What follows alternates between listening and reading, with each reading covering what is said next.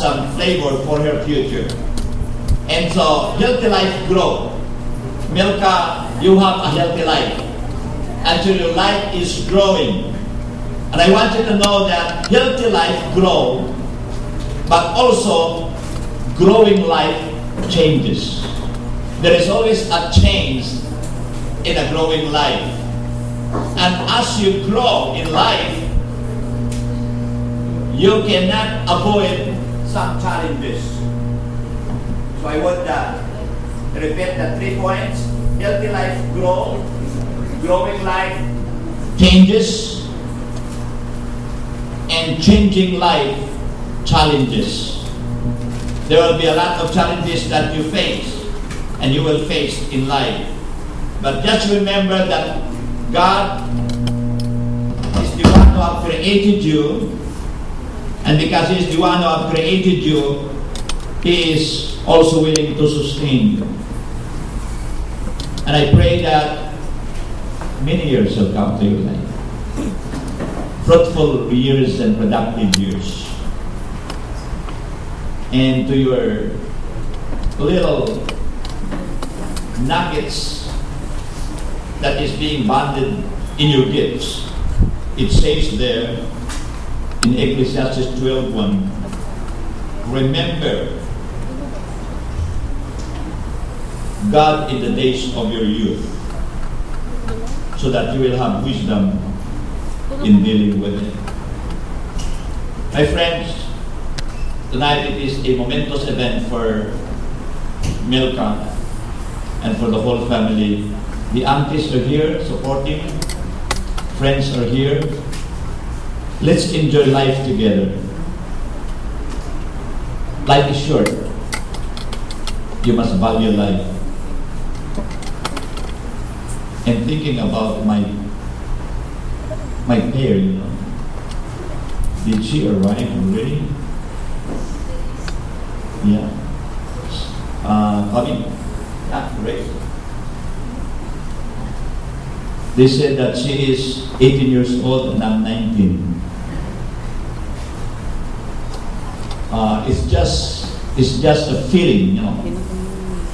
Life is also connected with feelings. It depends on the way you feel about life.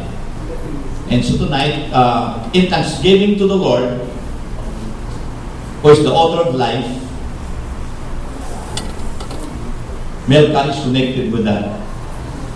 I will challenge you, Sister Milka, that you forget the past. Face your future with lessons and vigor. As your auntie said, makatapos ka ng eskwela. Tama ba? Makatapos ka ng eskwela, basta paninguha. Ay kung paninguha, ang success arada. Amo na pangamuyo na akong kay Milka Permino kag sa iya ginikanan, kag sa iya sister. Nga maging successful silang family nila sa Ginoo. Despite of, the past. Anyway, the Lord will always control and sustain us. I would like to offer a prayer actually with all the group right there. If you can just stand up with me for that inspiration.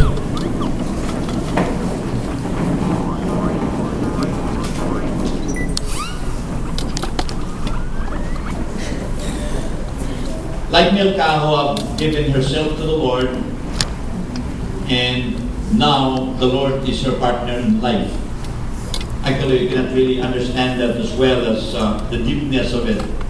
But I would like to offer prayer, and perhaps all of us can pray this simple prayer. If you can just follow my prayer personally, and then we'll connect it with Milka tonight. So if you can just voice out a little bit the wordings that I want to offer to the Lord, that will be good for all of us. Can you do that? If you can close your eyes and let's meditate on the goodness of the Lord this evening. I want to pray and then you follow this prayer. Loving Father, we thank you, Lord, for your love and care for all of us. We are thankful today because of your grace and your favor. Despite of our shortcomings, you are our God, and we love you. We open ourselves to you. We even give ourselves to you, Lord. Thank you for forgiving our sins. And right now, Father, we thank you for this occasion. We pray that you will continue to bless Milka in her life. We give you all the glory for what you have done to her and for all of us as well.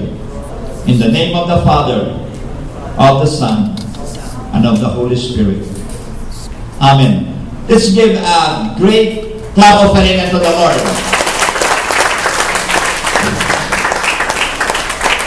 Thank you. You may be seated and enjoy the whole evening celebration. Sa Kalawig, nakakilala na kagapon lang. Dito ako ko sa tunga. Pero sige piling ko nga naglabot sa 18, kagsang 18 ko, wala ko sa mga muna yung tabasakot na buhay. Pero subukan niya ka-10 ko na na-experience ko siya tawag na dibo. Thank you kita. Nakakaguli mga tag, hindi ko ako na nagkastor office. Pero ako ganyan nabulit sa imo na sa imo pag-skwila, subong eskwila ka, pero ako mabulit sa imo kabuhay. Ang tanang presyo, arin din tanan, Matthew 6:33, nang naging kabahan ng tatay sa akin. Seek ye first the kingdom of God, and all these things shall be added unto you. Di tanan, di ka na, all these things. Pero basahan mo na ay Bible, mga classmate na Bible. Ang tanan nga manggad sa libro kalibutan, ari din na sulod, di ka mapatay, no? Ligamay. Pero basahan mo na lang, kung mabuli ka, ang ma-wish ko lang sa iyo, Ang bang pagkita ko gambang. Yun lang. Ang mawis ko lang siya, continue lang sa kabuyat sa kamot ni Christ. Kilala mo man sa guro. This day, yesterday, today, and forever. Nagkapon, nagkapon. Ano ba ba? Thank you, sa basahan na kahit ako ginamabuli. Kaya nakabuli ko na sa ako, nakabuhi. Nagsubong ng bagko na ko sa una sa lawanan. I was preaching in Hong Kong and almost 300 women gathered in their other Manila, and especially sa kay Mama Mogel. Ang isa siguro nga na-notice ko kay Milka, na balaan ko, kita niyo man tanan, ka-very sweet gid sa iyang klase nga babae. Ka-very thoughtful, kag-loving, kag-caring din nga babae. Paibigan ba siya? Hindi na lang. Pero basta mo na, kag-subong na insindihan ko na ako nga, kasi na, tungod man sa ila. Kaya kapasalamat ko nga at least hindi lang kami gagay, kundi damo gagay sa imo. Kaya I'm sure, dugangan ko pa rin. I'm sure nalipay si mama ni mo kay iya gini siguro gusto man nga damo gid mag-guide sa imo. Basta ang nakibot man ko to sa istorya mo ko sa iya sa phone, nakibot gid ko kag nalipay man ko bala nga mo sina nga basta ang iya lang gid yung messaging mo is hindi mo lang gid siya balik, just be the best you can be kag choose the right things ang mga importante, choose the right things. Ay asahan ko lang ngayon sila.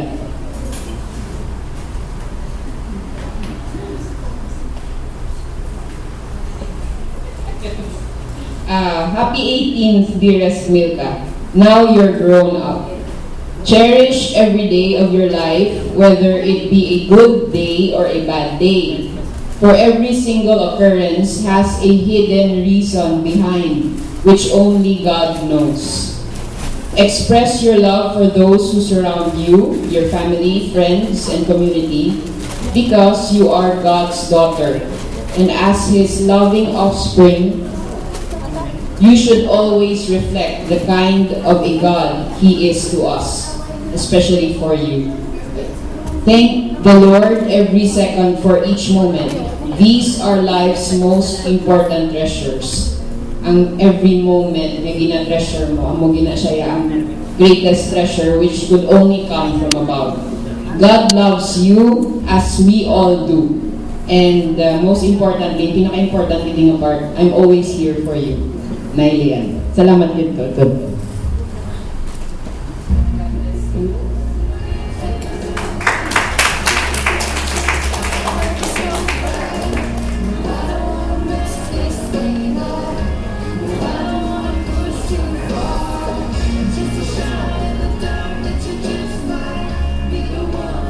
So much, Ma'am Lian, for such inspiring words. Pati ako tumipid, may music sa background ko.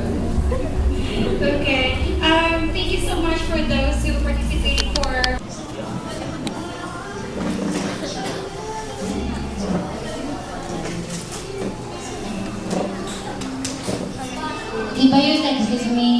kadto ka ang birthday ko.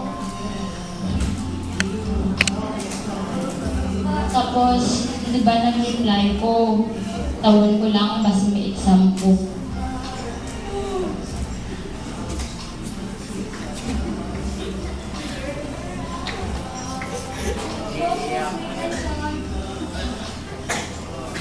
Emotional akong friend, pero thank you so much, Anna, because siya isa akong mga best friend. Sa mga taga-Kalino. Thank you so much. Ay, wala pa natapos.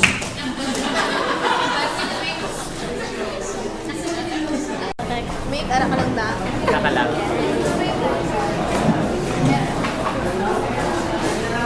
Ha?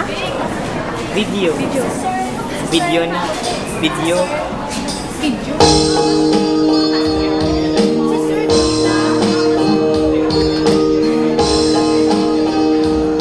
Siyempre, di ba? Ako na lang suya. May ara ka. Ito ba? Siyempre, hindi kita ako ba sila.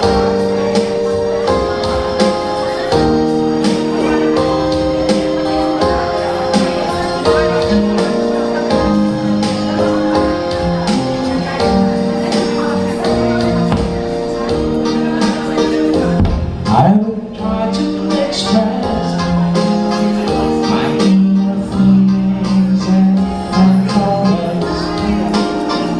For showing me the meaning of success.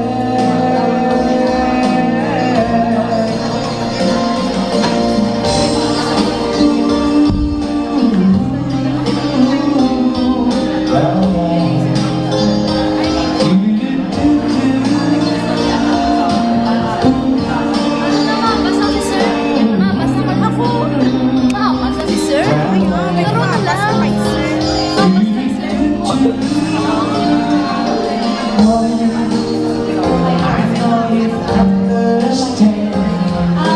Expecting everyone. I know I'm excited to get some food. Let's get a calling line. Just remember all I said ahead and all this, all the cost to your heart. How can understand the deep as a part? After all, it is written in the stars.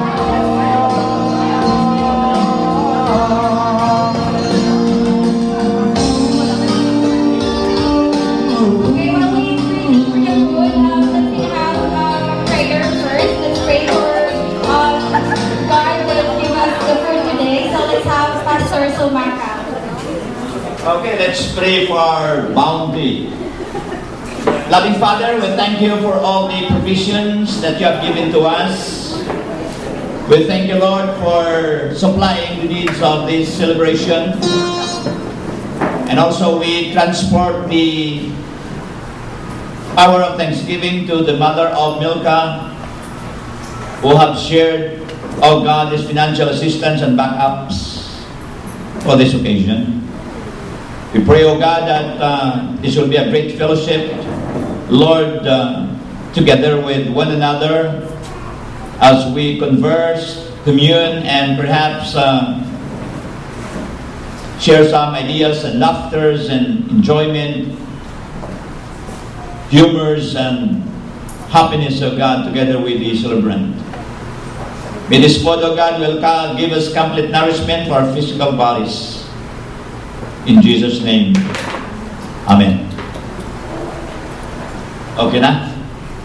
Ano na to? Okay na? Sila nila malinya ko na? Ano ba? Dagin ko, tuman ko ba?